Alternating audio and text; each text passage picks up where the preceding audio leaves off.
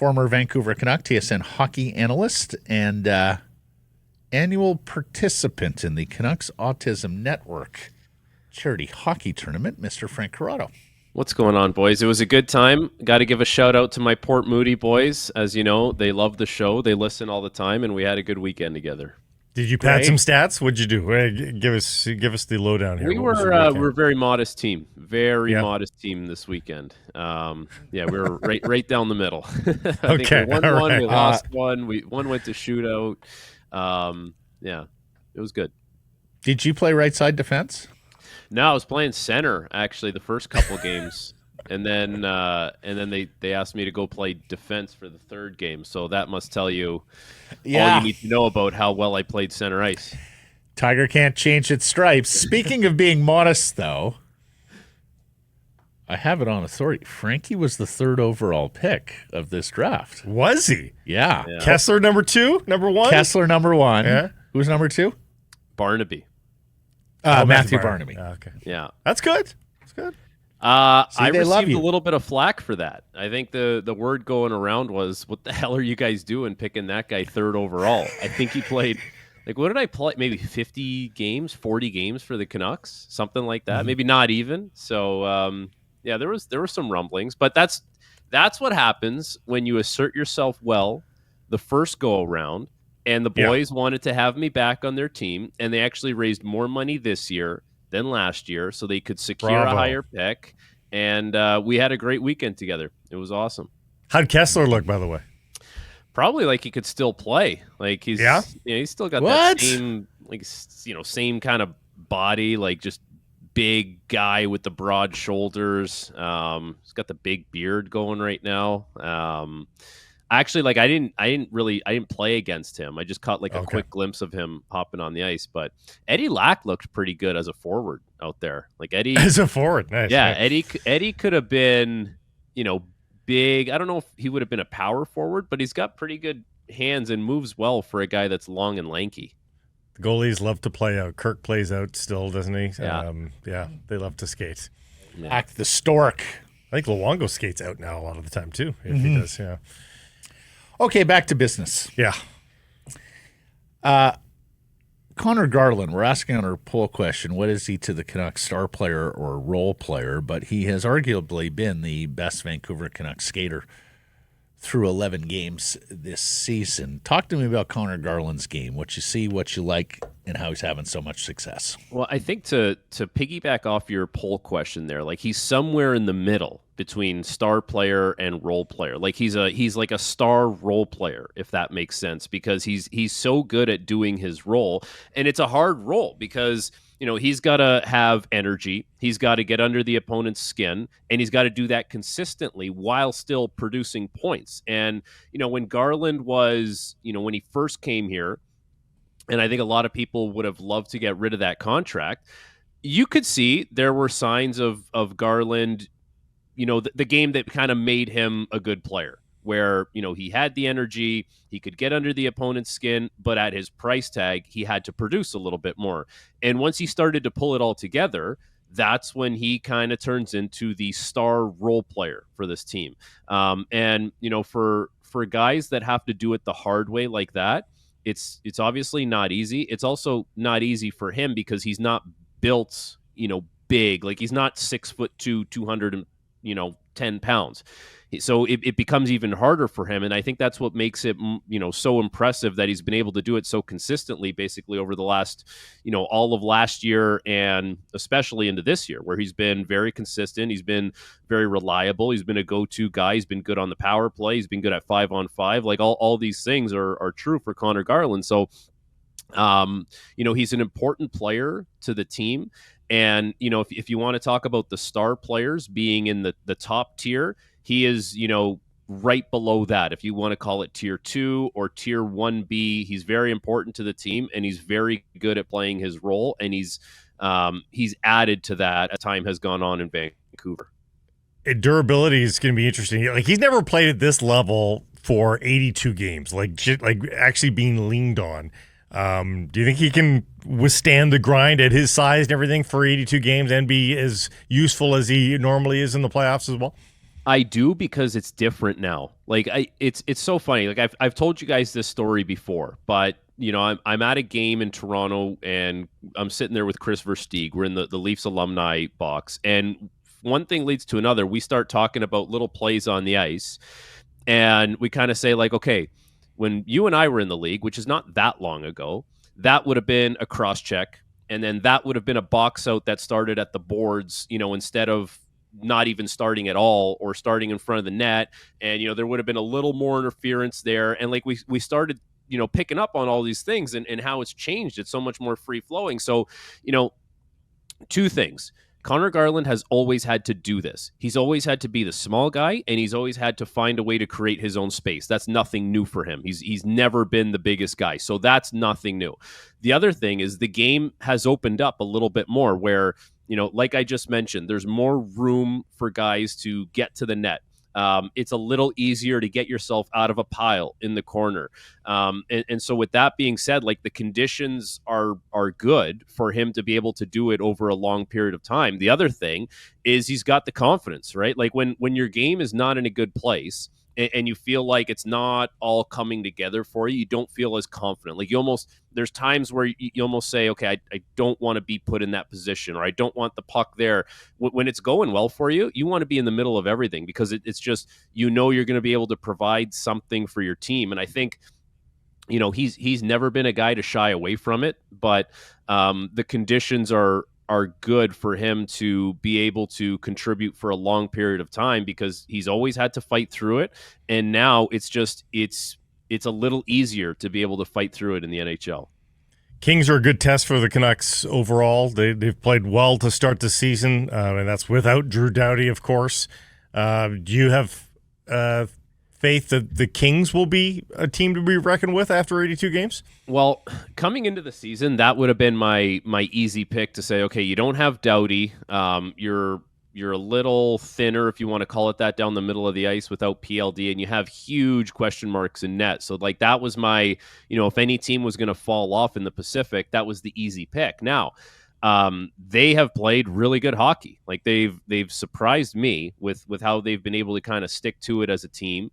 And I think, the Doughty not being in the lineup thing has been softened a little bit by Brant Clark's really good play, like the young defenseman who, was going to be a guy. I just don't know if they expected him to be this guy this quickly. But he's played great. And LA, the fact remains that they have to work together as a group, all in unison, because there's not like the huge superstar power on that team, and they've done that. So force to be reckoned with is maybe reserved for the teams like, I don't know, Dallas. I guess you could probably, if everything is going well for Vegas, that they're the forces to be reckoned with. But LA is they're a good team that is probably exceeding the expectations of myself and maybe other people that thought like this would have been the year where maybe they take a step back. Your boy Erik Brännström is approaching the 10-game, 30-day mark where he will require waivers. The good news is I don't think he's going on waivers anytime soon, Frank. He looks very much like he's going to be a regular player for the Canucks, and you sort of called it with us on the eve of the season when you talked about what he has to do to get in the good graces of a coach that you well know in Rick Tocchet. It's interesting. So I watched Branstrom and I see the nice assist off the rush, and that was at the Sherwood goal where he just kind of dumps it on the little backhand saucer pass, and I'm like, okay, team can't score off the rush, and there he is, the defenseman who's able to get up in the rush, able to make a play when he gets up into the rush. And the thing that Branstrom has working for him, I think, in this situation is that, yes, he's not your typical kind of third pair defenseman because he's smaller, he's a puck moving guy, whatever.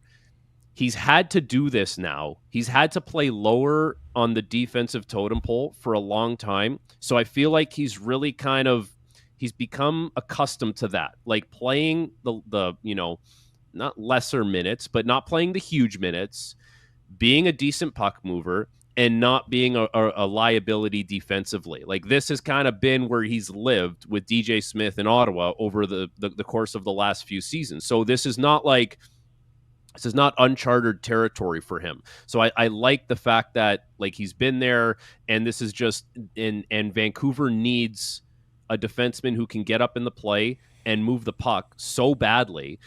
This is a situation where if he is playing on your third pair, they need that. So it works for him in a number of situations. And I just think there's, if he can maintain his reliability and his trust, I have a hard time thinking he's, not with this team for the rest of the year. And you wonder, with the Colorado start to the season, do they regret how it all went down? I mean, they had a certified National Hockey League defenseman. It's just really weird. They see the last few months have been a weird turn for Erik Brännström. The Colorado thing is interesting because, them not having defensemen is not the reason why they got off to such a poor start. Their goaltending was historically bad for the first, 4 games of the year, and then they rattled off some wins. And so, I don't necessarily think they were missing Erik Brännström. I think Colorado maybe should have signed Kevin Lankinen. Right? Like, yes. if you're thinking about what they're, you could have signed that guy for under $1 million and had him as your backup guy. And then after 2 games of Georgiev playing dodgeball, you could have put Lankinen in and had what the Canucks are getting in that goalie right now. Instead, they ended up claiming Kakinen off waivers. He wasn't able to play for them right away. And, they're still that kind of like Jekyll and Hyde kind of team, I guess. But that's where I think the regret would have lied more with Colorado, is not scooping up Lankinen before the Canucks did. Hey, in our ongoing search for defensemen who are available on the trade market and that may interest the Vancouver Canucks, I want to run a name by you just because I've seen it out there. Jonathan Kovacevic in New Jersey, a 27-year-old right. Zero chance. Zero chance. Sorry, I don't mean to cut you off, but I'm in New Jersey right now. We're calling the Habs versus Devils game tonight. And so what I do is obviously do my prep. I watch, a game or two beforehand of the opposing team. And then I go read like all the press clippings from the past couple days. And this Jonathan Kovacevic, who I watched a lot in Montreal, they love him in New Jersey. Sheldon Keefe cannot get enough of this guy. So they initially signed him to be the depth, 7th or 8th guy. And then Pesce was hurt. Luke Hughes was hurt. And they put Kovacevic in the lineup. And he played great, like really good right off the bat. And then now Pesce's back. Hughes is back. That has pushed Nemitz out of the lineup here, the kid that got drafted 2nd overall after Slavkovsky a couple years ago. And like they basically have said about Kovacevic, like, this guy is not going anywhere, and he's a big part of their team. And so with this team being, obviously in the mix for the playoffs, they're 3rd in the Metro right now. Like, New Jersey's a good team, but they kind of see this guy as like, he's their 3rd pair right shot defenseman, and they're going to work around that. Like, they love what he brings to the table here. And he's good. He's 6'4". He's 225 pounds. And the crazy thing is, it's funny how timing is everything. Situations are everything. He was in Montreal for 2 years, I believe. 2 years in Montreal. Yep. And they didn't bring him back. And they have all these guys, Struble, Jack-Eye, Barron. Obviously Lane Hudson's in a different situation because he's so different, but it's basically those 3 guys, right? And they basically have elected to move forward with the other guys. Now, Kovacevic goes to a better team, and he's a regular there. And in Montreal, he was, 8th or 9th on their depth chart. But it's crazy how that works. Like, sometimes the team, situation in the standings doesn't tell the whole story, because he's a big part of New Jersey's blue line. He's a good player. Oh, he's playing 21 minutes a night. And I just looked at him and said, here's a guy who's bounced around from 2 organizations, UFA to B, and yet, he may well have found his home with the Devils, as he's talking style defenseman too, huh? foot-style defenseman. Yeah, I think if you're a coach, you can appreciate having a guy like that is, pretty rock solid and can, 21 minutes is a lot for him. Like, I think he's probably better suited in like the 15 to 17 minute range, but like can give you those quality, like regular shift minutes and can move the puck like decently. Like he's not super smooth or crispy with it, but like it's good enough, and he's really stout defensively. And I think that's the big thing where, Tocchet would appreciate a guy like that probably, moves better than and moves the puck better than a Forbert or a Desharnais. Yeah, and poor Forbert looks like he's going to miss some time here. Yeah. Is it too Disney Channel of me to suggest that Thatcher Demko appearing at practice with the players is a boost to the Canucks? Do they get anything out of seeing and actually taking shots on Demko for the first time? Does that do anything for a team? I'm trying to think, like, if the goalie's coming back and I see it, I think it's good. Like, I think it's good to have a guy like that around because he's a big part of your team. And anytime there's a bigger presence, a bigger player, like the dressing room just feels a little more empty. So having him in those situations, I think, definitely helps. It's still just feels like it's so, is it even real? Like, is he actually coming back soon? It feels like it's still, when's it going to happen? It feels a little ceremonial still at this point. It kind of feels like I felt last Saturday at breakfast. Is it really real? Is this Frank Corrado sitting across from me? And when is he coming back to Vancouver after this weekend? In the flesh. I don't know when I'm coming back. But I don't know. Hopefully it's soon. But yeah, and hopefully Demko's coming back soon, right? Because listen, Lankinen's been great, but at some point the season turns from great start, for some guys, and now it's time to like flip the page and say, okay, at some point we're going to be going down the stretch here, getting ready for the playoffs, and what does our team look like, and what kind of moves are we going to make at the deadline? Like we're a little ways away, but it's it creeps up on you for sure. Also, it's also the most relaxed portion of the schedule. Like the Canucks are 3 games in arrears from a lot of teams, so they've had some breaks, and eventually they're going to need to give Lankinen a break. Yeah. Marvelous stuff, Frank. It was great having you in town last weekend. Enjoy Jersey, and we'll catch up next week. Buddy, it was great to see you, and thank you for breakfast. That was very nice of you. Stand up, man. He was going to pay. I said, no. My company's got this one. What a mensch. Regular contributor. Oh. We'll get that through the accountants.